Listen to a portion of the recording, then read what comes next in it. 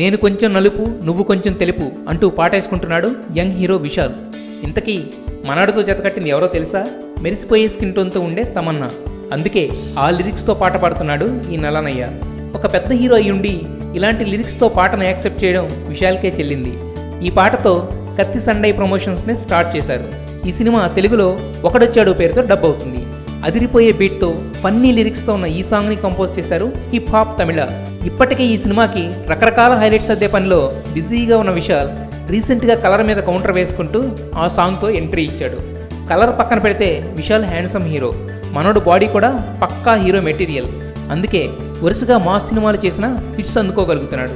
అతి త్వరలో విడుదల కానున్న ఈ సినిమా షూటింగ్ శరవేగంగా జరుగుతుంది. దాంట్లో ఆయనది ఏమీ ఇన్పుట్ లేదు. రొమాంటిక్ యాంగిల్ అయితే సార్ ఇలాగే అబద్ధం చెప్తే నేను నేను నేను నేను విన్నాను. ప్లీజ్ ప్లీజ్ ప్లీజ్ ప్లీజ్ అమ్మా నన్ను మాట్లాడిస్తారా లేదా? మీరే ఒక్క నిమిషం మీరే కానీ ఇంత అబద్ధం అయితే ఏంటి? ఆయన నన్ను మాట్లాడిస్తారా లేదా? మీరే